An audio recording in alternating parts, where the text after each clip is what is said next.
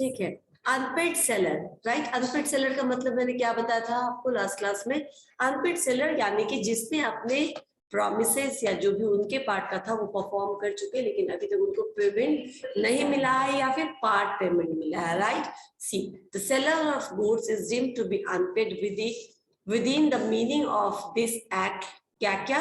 First, when the whole of the price had not been paid or tendered, ठीक है ना, जबकि पूरा का पूरा प्राइस अभी लेना बाकी है, या फिर when a bill of exchange or other negotiable instrument। अभी क्या है negotiable instrument? bill of exchange रहने दो, समझ लो कि ये रुपये के बदले में कोई डॉक्यूमेंट, राइट। जैसे कि चेक, इसको तो अभी समझ सकते हो, बाकी नहीं समझोगे कि चेक तो cheque is as good as money, right. जब भी चाहिए जाइए अपने अकाउंट में डाल दीजिए या फिर इन कैश करा लीजिए, जैसा भी चेक है।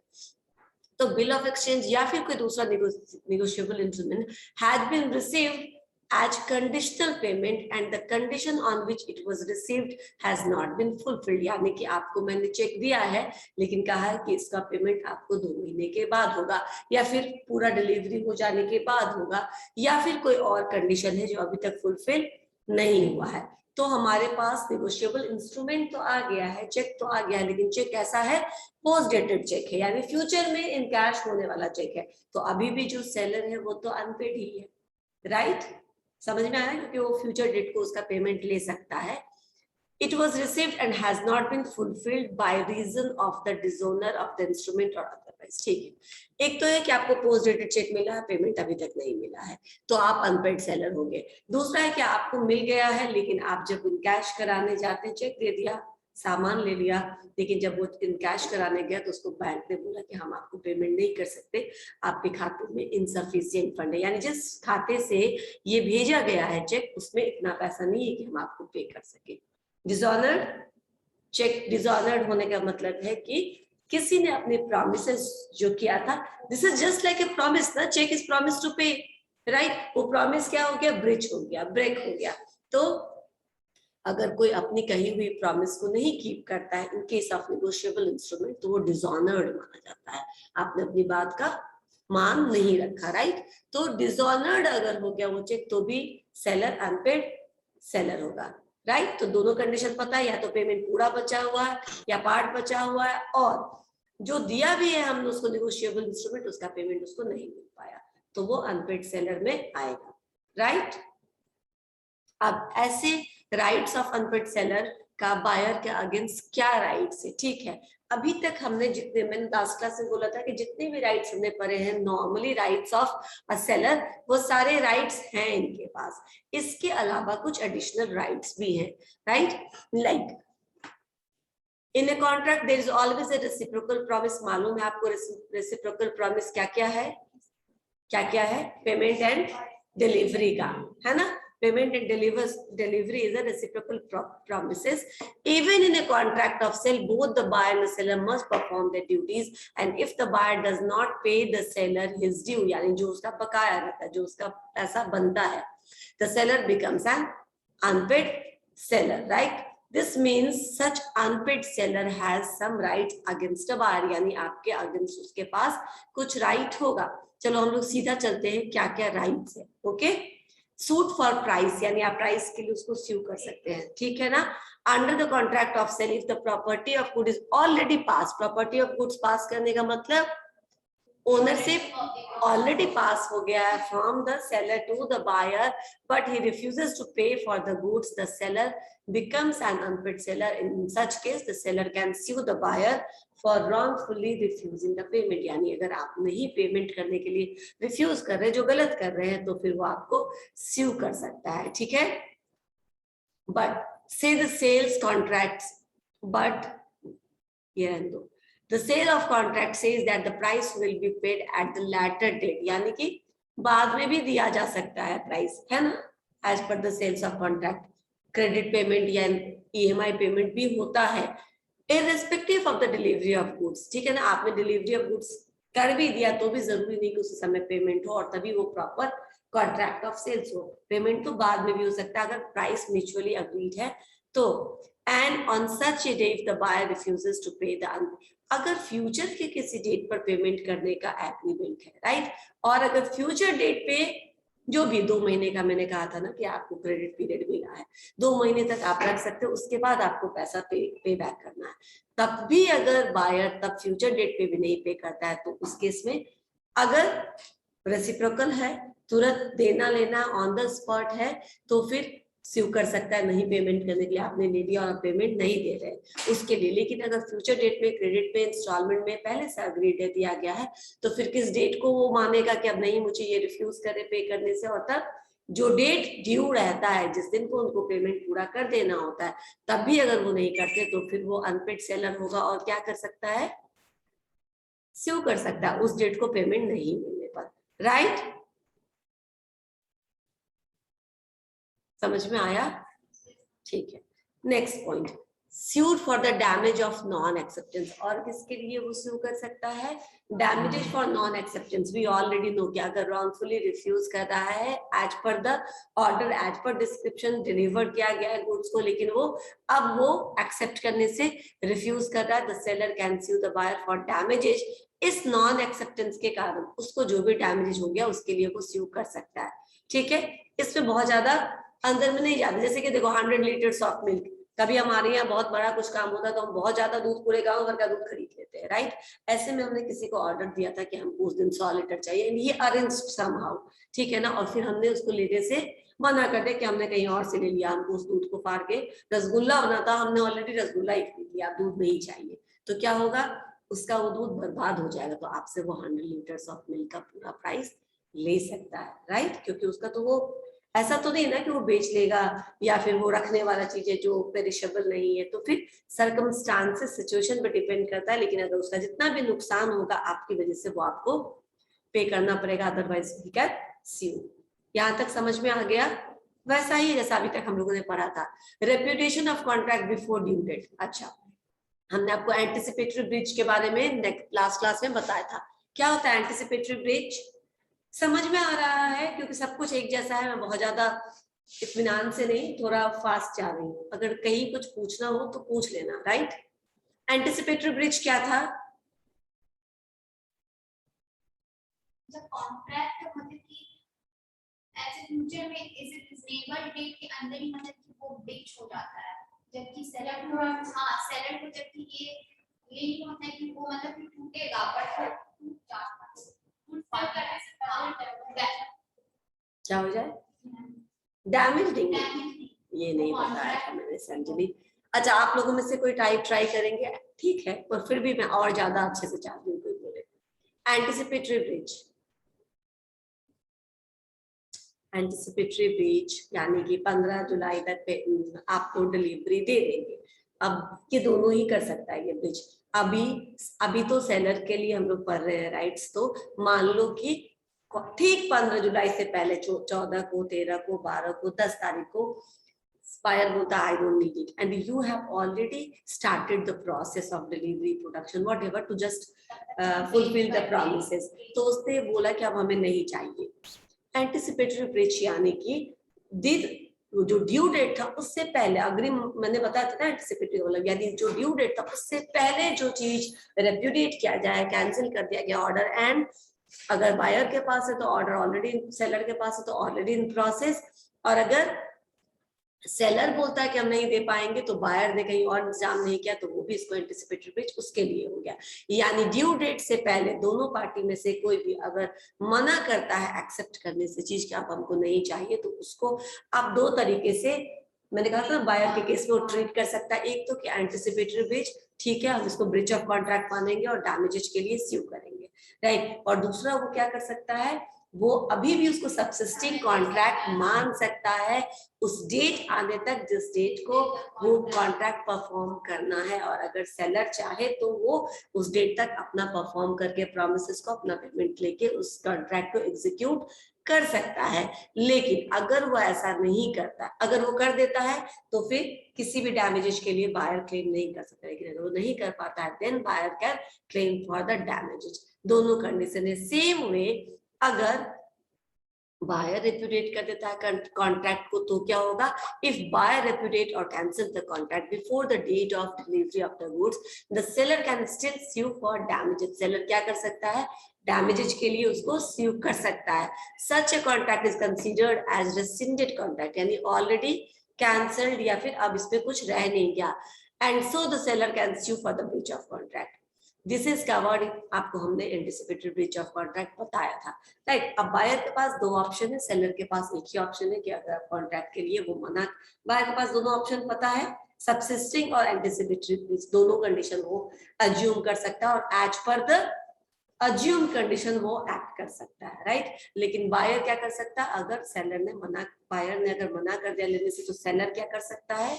सेलर उसको कैंसल्ड समझ करके डैमेजेस के लिए स्यू कर सकता है या क्लेम कर सकता है बायर पे, राइट। ठीक है, अच्छा। सूट फॉर इंटरेस्ट, आपको मालूम है इंटरेस्ट के लिए 2 महीने का वक्त दिया था, क्रेडिट पीरियड पे सामान दिया था, क्रेडिट भी पैसा भी वापस नहीं कर रहे हो, यानी जो प्रिंसिपल अमाउंट है वो भी वापस नहीं कर रहे हो और अभी वापस भी नहीं कर रहे हो, तो ठीक है, हम तुमसे पेमेंट के लिए तो स्यू करेंगे ही, साथ में इंटरेस्ट जितना ज्यादा दिन के बाद दोगे उस डेट से आगे के लिए इंटरेस्ट भी उस पर एप्लीकेबल हो जाएगा, जो भी इंटरेस्ट रेट उस पर होना चाहिए, राइट। तो सेलर है ना, सेलर के लिए ही हम लोग पढ़ रहे हैं। क्लियर हुआ ये? अच्छा, ये सारा जनरल था जो हम लोग ऑलरेडी जानते हैं, मैंने बस मेंशन कर दिया कि आप इसको भूल मत जाइएगा। मैंने बताया था ये सब हम लोग लास्ट क्लास में। अब सब specific rights of unpaired seller, यहां तक तो किसी भी सेलर के पास राइट्स है जो हम लोगों ने अभी पढ़ा। अनपेड सेलर का राइट क्या है जो स्पेसिफिक सिर्फ अनपेड, नॉर्मल सेलर के पास ये राइट्स नहीं होते हैं, इनके पास कुछ स्पेशल राइट्स होते हैं, जैसे मैंने उस दिन बताया था राइट्स ऑफ लियन। अब लियन का मतलब आपको पता है कि आपको किसी भी पेमेंट चाहिए किसी से, ठीक है ना, and if he is not paying you then आप उसके किसी सामान को होल्ड करते हैं, इस इंटेंशन से रखे हुए सामान को हम लियन बोलते हैं, राइट। तो right of lien, sellers lien, ठीक है ना, सेक्शन 47 इसमें डील करता है। According to section 47(1) subsection, unpaid seller who is in the position of the goods, ऐसा अनपेड सेलर जिसके पास गुड्स है, क्योंकि ओनरशिप ट्रांसफर्ड हो गया लेकिन सामान अभी तक आप लेकर नहीं गए, ठीक है ना, property in goods has been already transferred, तभी मैं अनपेड सेलर बनूंगा, जब तक मेरा ही गुड्स है तब तक मैं अनपेड सेलर हूं ही नहीं। तो डिलीवरी हो या हुआ हो या नहीं हो, या फिर हो सकता है वो ट्रांजिट पे हो, हमने भेज दिया और अब वो, हाँ ठीक है ना, ओनरशिप ट्रांसफर हो गया।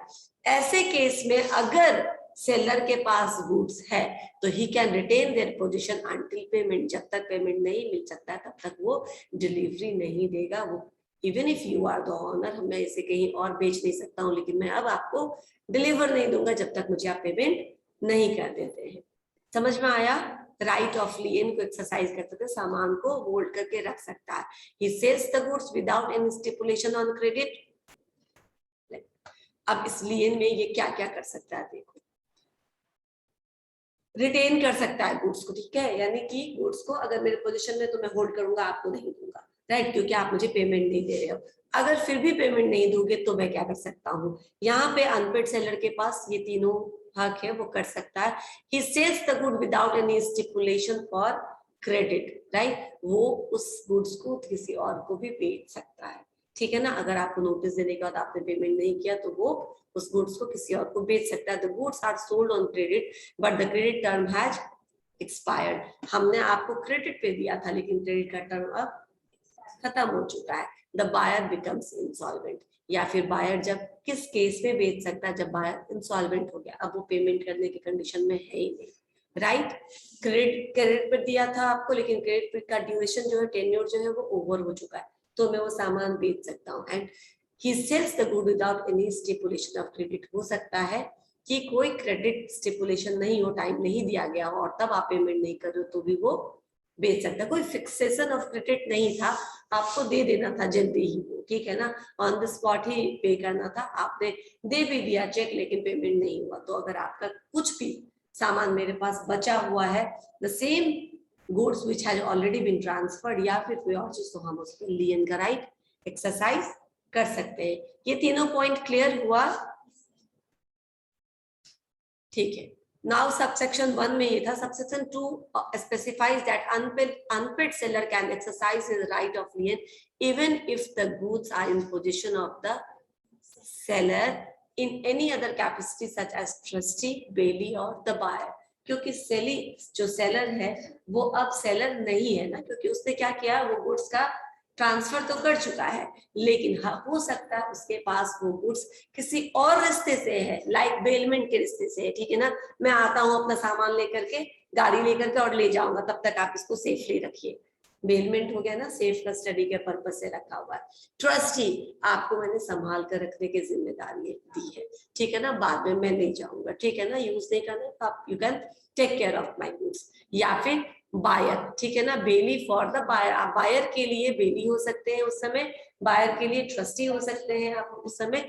सेलर के हैसियत से वो गुड्स अब आपके पास नहीं है, लेकिन एज अ बेली या as a trustee of the buyer you can hold that good, और अगर ऐसे में भी आपके पास गुड है तो you can exercise the right of लियन for the payment of goods. Clear हुआ? कुछ कंफ्यूजन? ठीक है। नाउ पार्ट डिलीवरी के केस में क्या होगा? पार्ट डिलीवरी यानी कि कुछ तो डिलीवर कर चुका है लेकिन कुछ अभी बाकी है, तो जो ऑलरेडी जा चुका है उस पे तो हम लिए नहीं एक्सरसाइज कर सकते, because the position has also been transferred along with the ownership, position has also been transferred. So in case of part delivery of the goods, he may exercise the right of lien on the remainder, ठीक है ना, जो remaining part है उस पर वो ये right exercise कर सकता है। This is valid unless there is an agreement between the buyer and the seller for waiving the lien under part delivery. ठीक है, अब पार्ट डिलीवरी का केस सुनो। पार्ट डिलीवरी यानी कि हमको इंस्टॉलमेंट में डिलीवरी चाहिए, बायर ने एग्री कर दिया, और उसी कंडीशन में, उसी टर्म्स एंड कंडीशन में उसने ये भी एक टर्म्स डाल दिया है कि you will not exercise the right of लियन on the remaining parts of my delivery, ठीक है ना, on the remaining parts of my goods. तो अगर पहले बायर ये चीज एक्सेप्ट कर लेता, ओके ठीक है मैं नहीं करूंगा, ठीक है ना, मैं आपको भेज दूंगा बाद के फ्यूचर डेट में जब आपको चाहिए। अगर सेलर ये अग्री कर चुका होता है तब वो ये पार्ट डिलीवरी पे लियन का एक्सरसाइज राइट नहीं कर सकता, राइट को एक्सरसाइज नहीं कर सकता है। लेकिन अगर उसने ये बात ना मानी हो, ठीक है ना, और इस चीज को टिक करके साइन ना किया हो, दैट मींस कि वो अभी भी पेमेंट नहीं होने की कंडीशन में उस पार्ट डिलीवरी पर या रिमेनिंग डिलीवरी पर क्या कर सकता है, अपना लियन का राइट एक्सरसाइज कर सकता है। क्लियर? समझ में आ रहा है? Okay, next termination of लियन। ठीक है, लियन कैसे टर्मिनेट, क्योंकि ये लियन का जो है वो टर्मिनेशन भी हो सकता है। Now unpaid seller loses his right of lien. How come? If he delivers the good to a carrier or other bailey for transmission to the buyer without reserving the right of disposal of the goods. अगर वो career को या फिर किसी और को deliver कर देता है गुड्स और अपने लिए कोई राइट रिजर्व करके नहीं रखता है, ठीक है ना, अपना पूरा का पूरा बोल देता है कि हाँ ये उनका गुड्स है, उनका पूरा ओनरशिप है, एंड अपने पोजीशन से ट्रांसफर कर दिया, तो फिर वो लियन क्या कर सकता है, एक्सरसाइज। अब वो स्टॉपेज इन ट्रांजिट कर सकता है, कैसे करेगा हम बताएंगे, लेकिन उसका लियन वाला एक्सरसाइज खत्म हो जाता है, ठीक है ना। आप किसी एजेंट को, ठीक है ना, carrier is acting as an agent ना, कस्टमर के बदले में सामान लेकर के जा रहा है, तो किसी कैरियर को या किसी एजेंट को जो ऑथराइज आपने उसको आप डिलीवर कर चुके हैं और आपने अपने पास कोई डिस्पोजल का राइट नहीं रिजर्व करके रखा है, that means you loses your right to exercise lien, right. दूसरा, when the buyer or his agent obtain possession of the goods lawfully, buyer या उसका एजेंट लॉफुली लीगल तरीके से गुड्स के पोजीशन को एक्सेप्ट करता है, यानी जितना भी टर्म्स एंड कंडीशन है उसको फॉलो करते हुए करता है, तो फिर बस पेमेंट है क्रेडिट पे देना और नहीं दे रहा है, तो ऐसे कंडीशन में भी आप लियन नहीं कर सकते, क्योंकि पोजीशन आप लॉफुली डिलीवर कर चुके हैं, ठीक है ना। ओके, लॉफुली मतलब as per the terms of contract, ठीक है ना, आपसे जबरन छीन कर नहीं, धमका कर नहीं, लॉफुली उसने अपना पोजीशन लिया है, राइट, आपने अपने विलिंगली डिलीवर किया है, तो आपका लियन का राइट खत्म हो जाएगा। बाय वेवर, वेवर जो हमने पढ़ा, वेव ऑफ करना मतलब क्या होता है, जैसे देखो आपको कभी कभी क्या होता है, मान लो कॉलेज का एग्जाम्पल लेते हैं, मान लीजिए कभी ये टाइम था काफी ज्यादा इकोनॉमिकल क्राइसिस वाला टाइम था, every family has to face it somehow, ठीक है ना, ज्यादा कम हम सब ने झेला है इसको। तो सपोज करो किसी ने बहुत झेला और वो पूरा का पूरा fee as per the contract school का, कॉलेज का या किसी भी जगह का नहीं पे कर पाया, ठीक है ना, तो रिक्वेस्ट कर सकता है ना कि हमारा इतना फी या जो हमारा ये फी था जो एडमिनिस्ट्रेटिव फीस है या जो भी इतना मैंडेटरी फी नहीं उसको हमको वेव ऑफ कर दीजिए, ठीक है ना, या हमको 10% का ऑफ दीजिए ये पूरा का पूरा अमाउंट, सिंस आवर इकोनॉमिकल या financial condition is not good right now. तो अगर मैनेजमेंट चाहे तो वो क्या कर सकता है, उसको माफ कर सकता है, वेव ऑफ कर सकता है, यानी विलिंगली उसको वो रिमूव कर सकता है। ऐसे कभी कभी बैंक में भी होता है। नॉर्मली बैंक में पर्टिकुलर अमाउंट के ऊपर ट्रांजेक्शन करने पे कुछ अमाउंट कमीशन बैंक को पे करना होता है, या चेक जब हम डीडी बनवाते हैं तो कुछ अमाउंट देते हैं ना हम उसको बनाने के लिए, वो हमारे अकाउंट से कुछ भी 20, 25, 50 जो भी काटता होगा 100।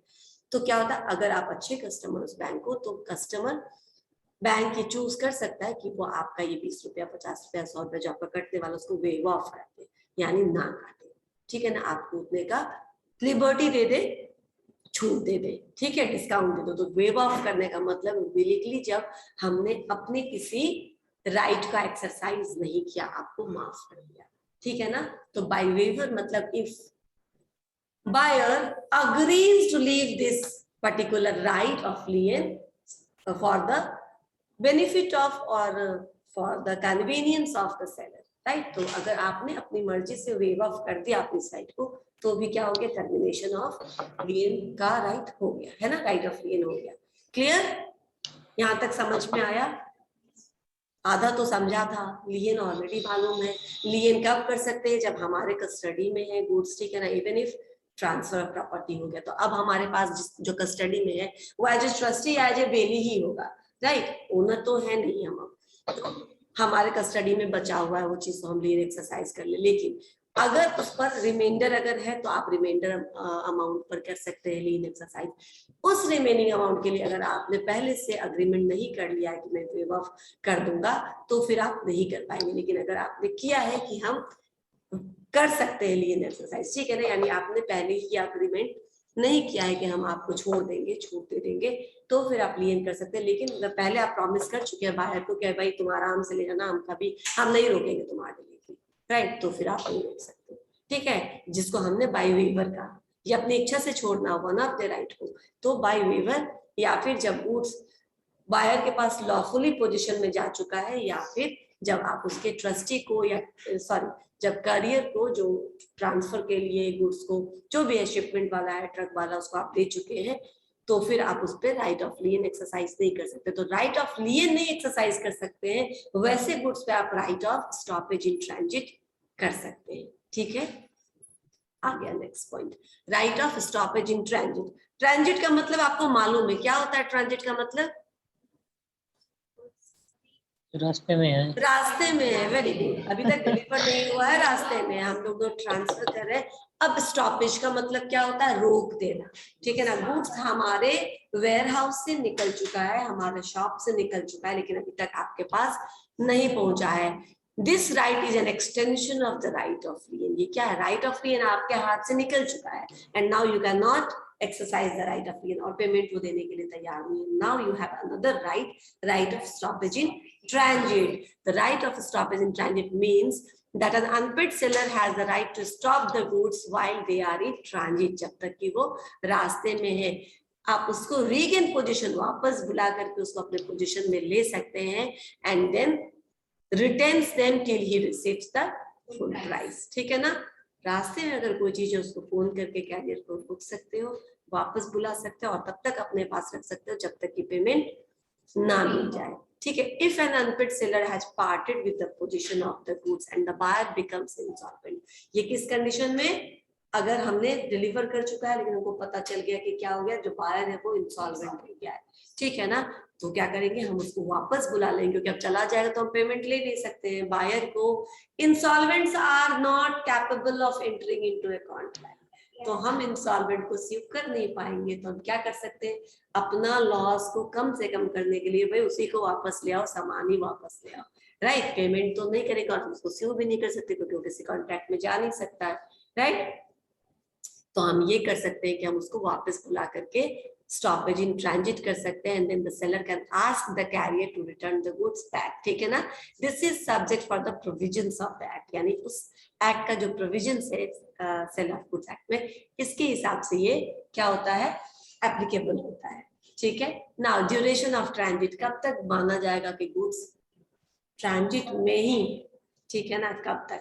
Goods are in course of transit from the time the seller delivers them to carrier or a bailey for transmission to the buyer until the buyer or his agent receives the goods on the behalf of, अगर agent है तो on behalf of seller और seller himself, right। कब तक माना जाएगा course of transit, seller ने सामान डिलीवर कर दिया बेली को, यानी कि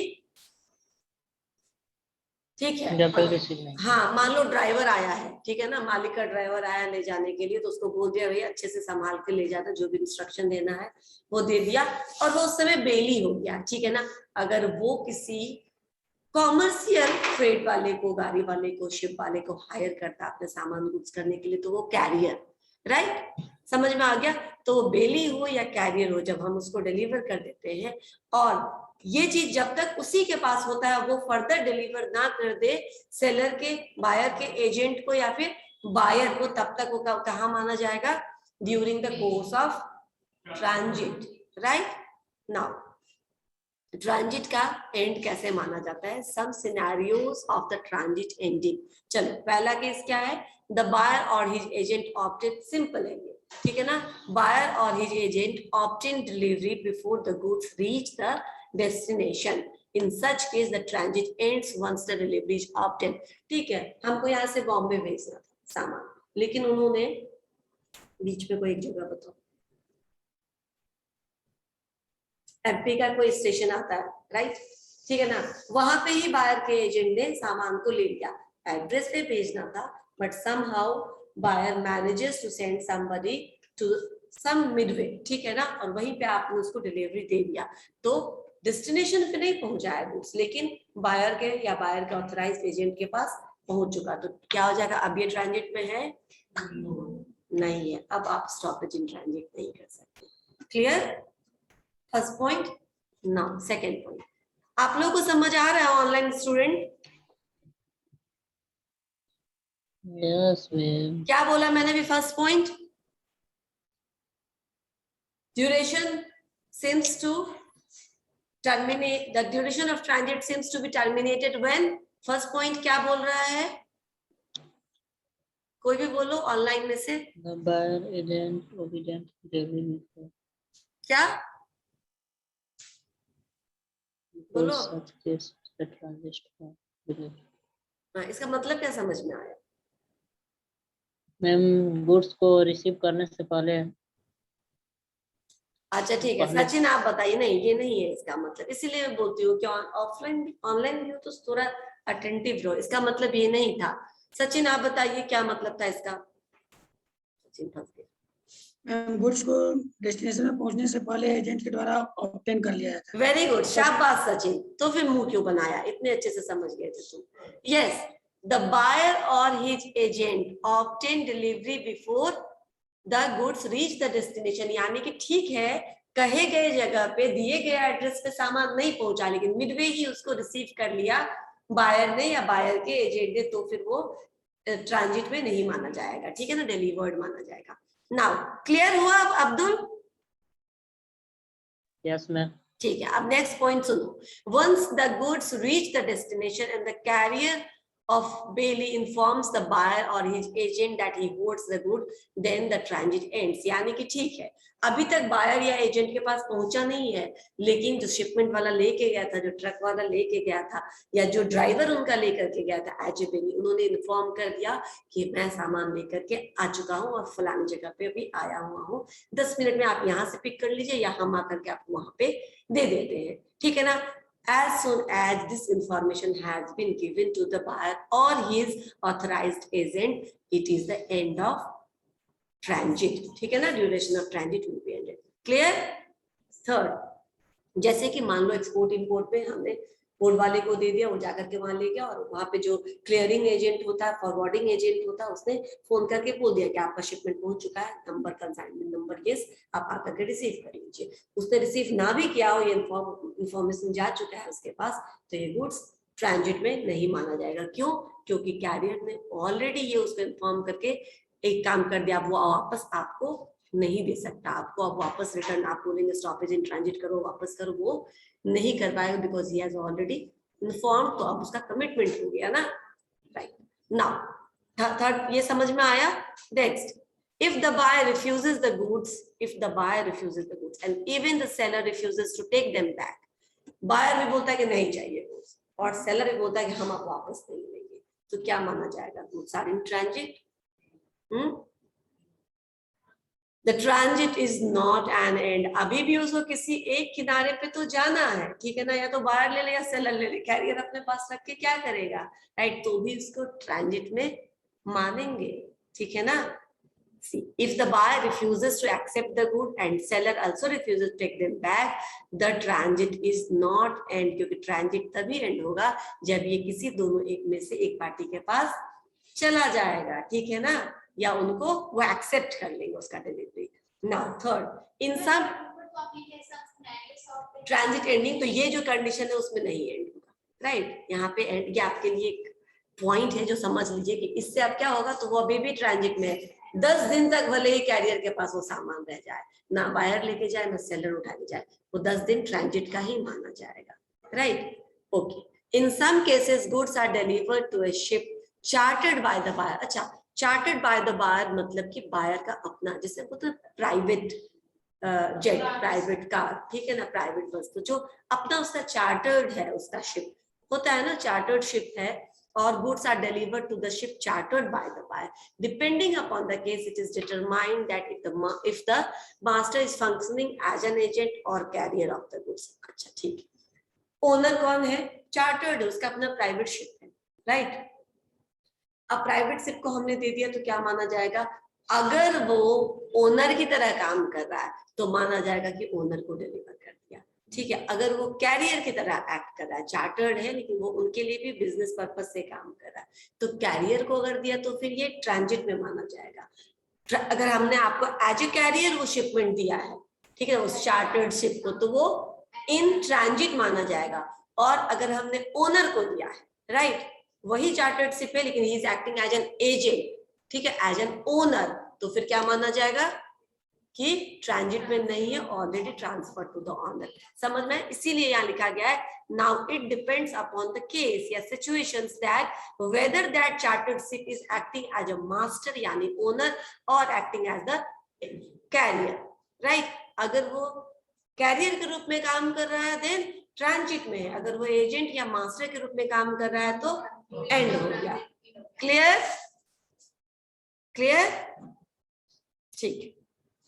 Next, if the carrier or the bailee wrongfully refuses to deliver the goods to the buyer or his agent, the transit ends. ठीक है ना, बेली है, आपका ड्राइवर आपको सामान नहीं दे रहा है, ठीक है ना, वो अपना कोई दूसरा ही हिसाब किताब लगाने का कि मेरा सर्विस नहीं मिला इतना दिन से, हम नहीं देंगे, तो गुड्स क्या है, ट्रांजिट में है या नहीं?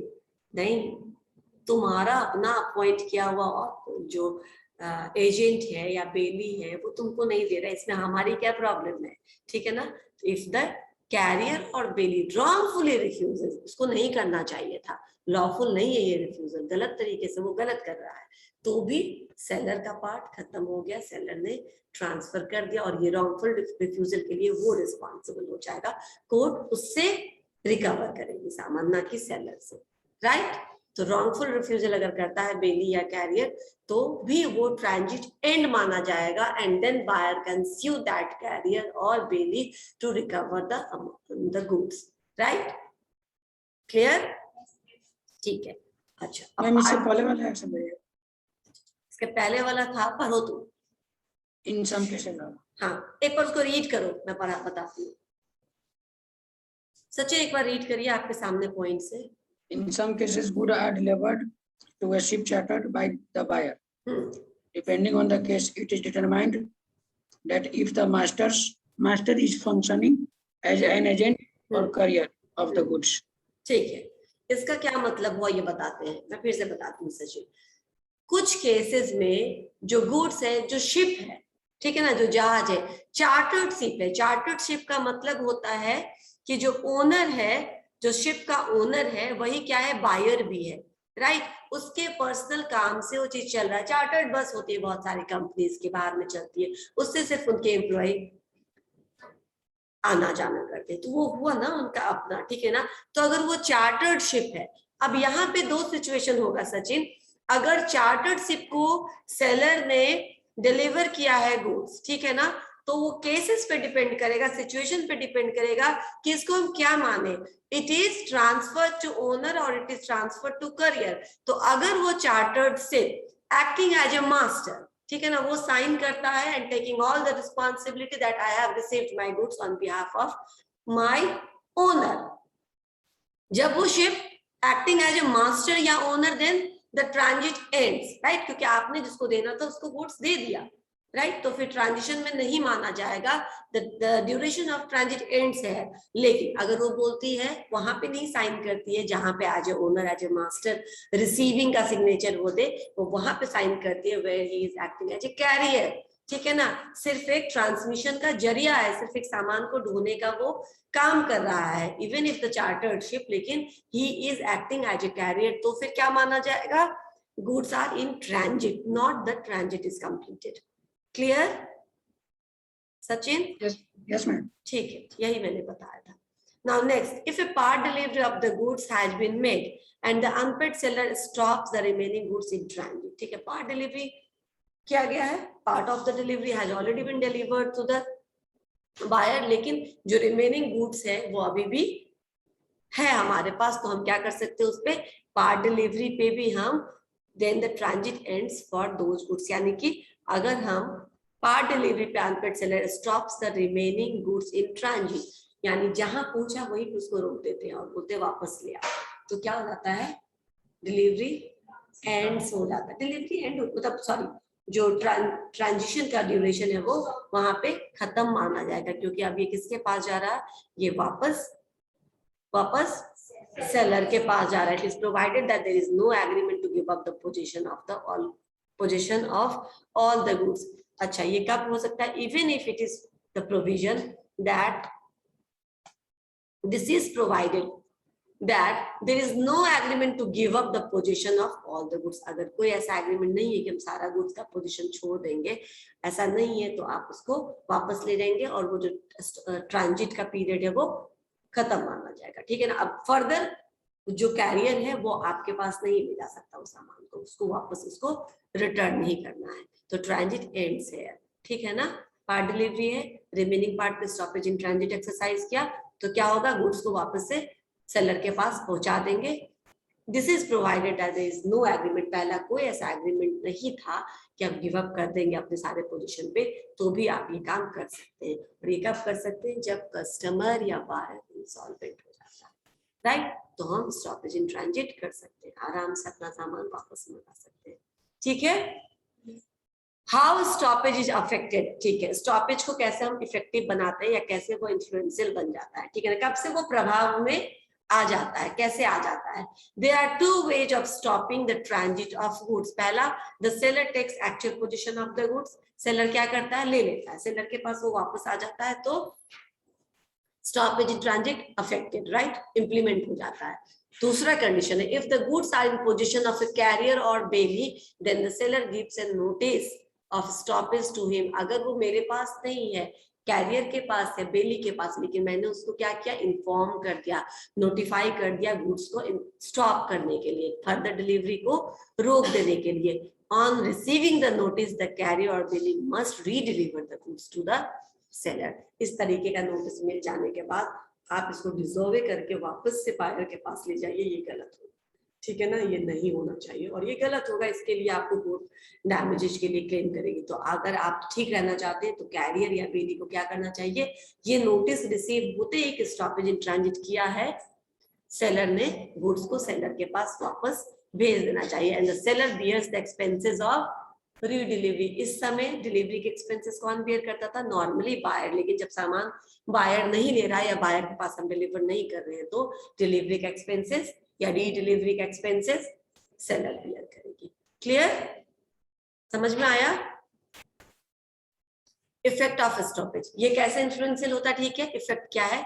Even if the unpaid seller exercises his right of stoppage in transit, the contract stays valid, यानी कि कॉन्ट्रैक्ट टर्मिनेट नहीं होता। हमने अपना स्टॉपेज इन ट्रांजिट का राइट एक्सरसाइज किया है, तुम पेमेंट कर दो, सामान ले जाओ, ठीक है ना। ऐसा नहीं कि ये कॉन्ट्रैक्ट कैंसिल हो गया, ठीक है ना।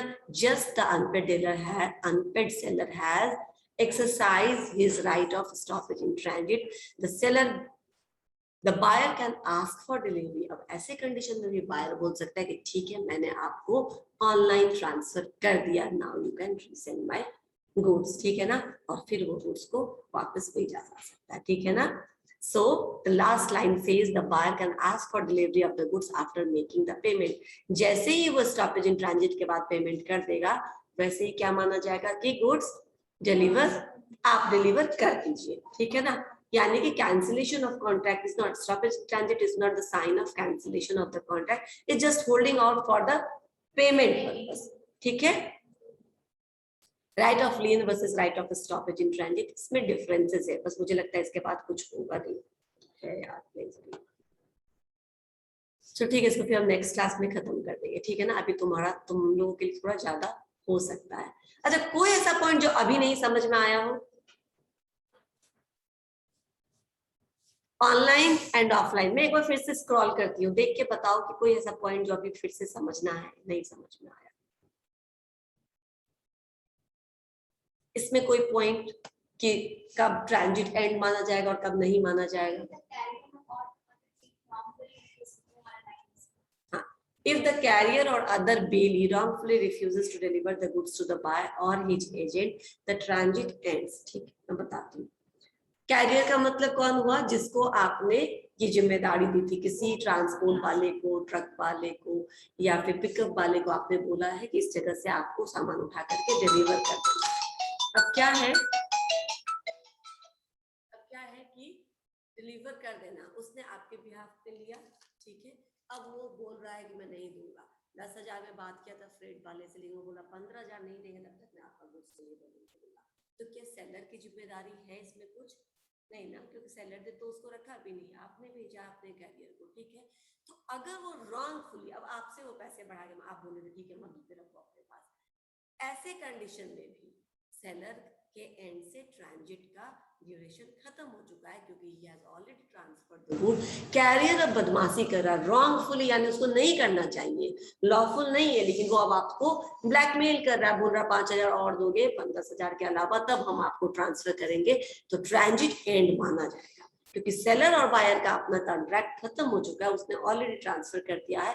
और अब आपका ऑथराइज आदमी या ऑथराइज करियर आपको नहीं डिलीवर कर रहा है, तो भी transit the goods is not supposed to be in transit, right. इसी तरह कैरियर बेली यानी आपका अपॉइंटेड एजेंट या ड्राइवर या आपने जिसको भेजा है, जिस किसी को भी भेजा है एज ए बेली कि हमारा सामान सेफ कस्टडी में ले लेना, ठीक है। मैं आऊंगा वहां तो तुमसे ले लूंगा, ऐसा करते हैं ना, मेरा पार्सल आएगा आप रख लीजिएगा, ठीक है ना, मैं 2 दिन बाद लौटूंगा तो ले लूंगा। अब वो बगल वाला तुमको नहीं दे रहा है, तो ट्रांजिट एंड ना, या ये still in transit ends, this is the point. हो गया, ठीक। और कोई पॉइंट जो नहीं समझ में आया हो बोलो। ड्यूरेशन ऑफ ट्रांजिट कब से कब तक होता है, कब से कब तक होता है, आप लोग बताइए। डिलीवर करने के लिए बेली को या कैरियर को दे दिया, और जब तक वो कैरियर और बेली डिलीवर नहीं करता है बायर को, तब तक वो ट्रांजिशन में माना जाएगा।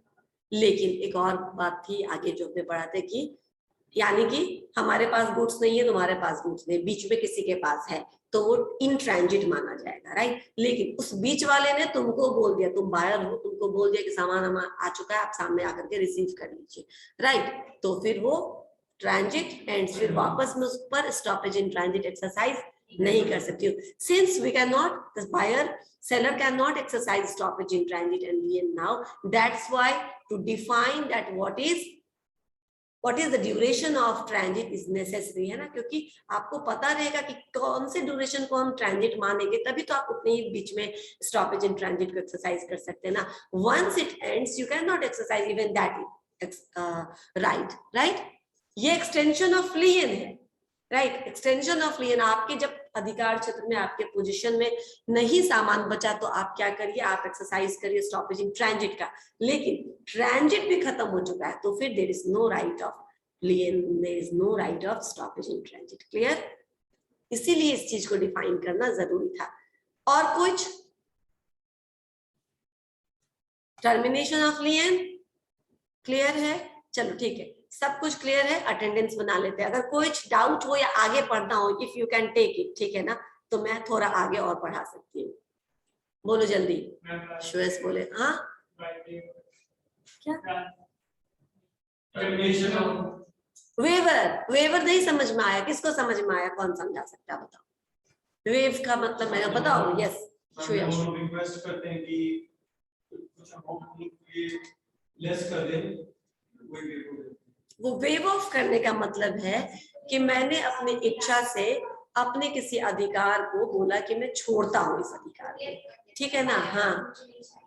बायर, सेलर वेव ऑफ करेगा. यहाँ पे इस केस में सेलर वेव ऑफ करेगा. मैं बताती हूँ. अभी मैंने एग्जांपल दिया था आपको कि हमारे पास इकोनॉमिकल क्रंच है, हम स्कूल का फी पे नहीं कर सकते, तो हम स्कूल को रिक्वेस्ट कर सकते हैं कि आप मेरा certain amount of fee waive off कर दीजिए. Now it's up to school. वो चाहे तो वेव ऑफ करे, चाहे तो ना करे.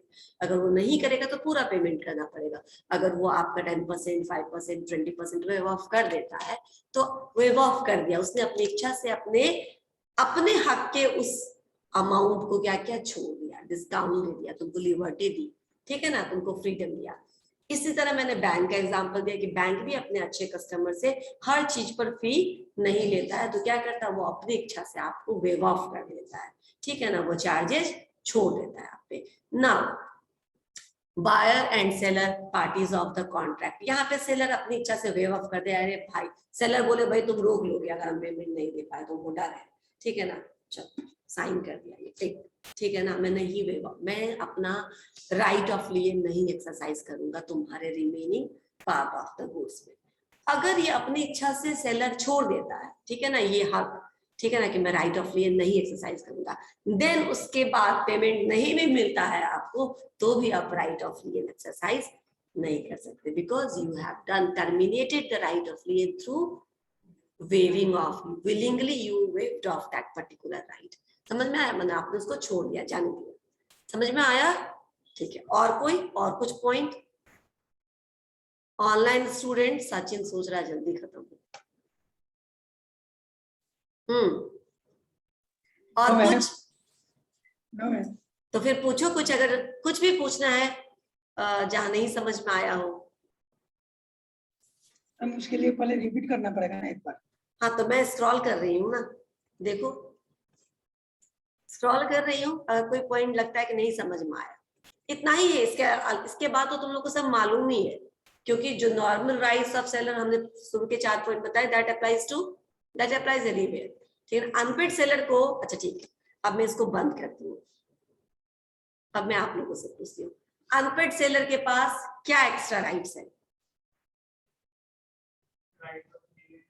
Right of लियन in transit. ठीक है. राइट ऑफ लियन क्या हुआ, कब वो एक्सरसाइज कर सकता है राइट ऑफ लियन?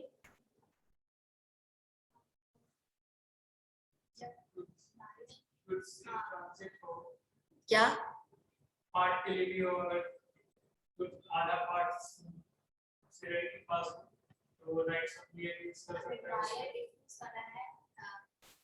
उसको भी एक्सेप्ट करने से तब वो सेलर राइट ऑफ लियन को एक्सरसाइज कर सकता है पेमेंट करने से अगर रिफ्यूज कर रहा है. ठीक. यानी कि 2 कंडीशन सबसे पहले. ठीक है. या तो whole of the goods is with seller itself, right. तो सेलर के पास भी अभी सारा सामान है, not as a seller, not as a buyer, but as a trustee और as a bailee of the buyer. ठीक है ना. तो हम पूरे के पूरे गुड्स पे राइट ऑफ लियन एक्सरसाइज कर सकते हैं. ठीक है. आधा वो उसी समय लेके गया था, आधा ही बचा छोड़ के गया, तो पार्ट ऑफ द गुड्स पर हम राइट ऑफ लियन एक्सरसाइज कर सकते हैं.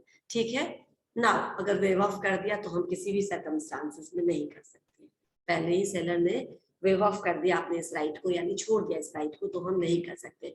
नाउ अब जा चुका है सामान, मेरे पास कुछ भी नहीं बचा है, तब क्या कर सकते हैं? लियन चला गया, लियन का राइट खत्म हो गया, तब हम स्टॉपेज इन ट्रांजिट कर सकते हैं।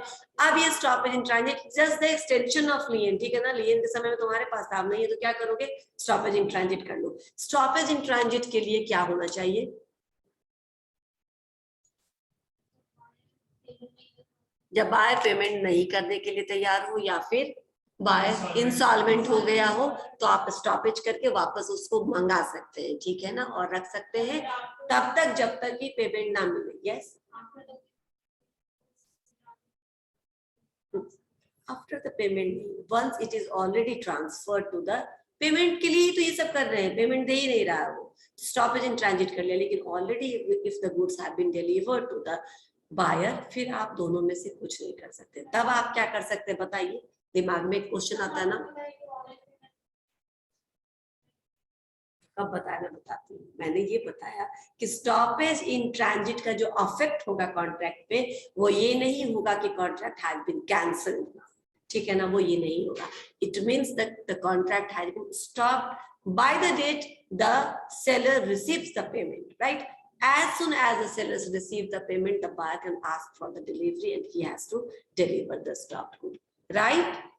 Clear? ठीक है, अब अटेंडेंस बना लेते हैं।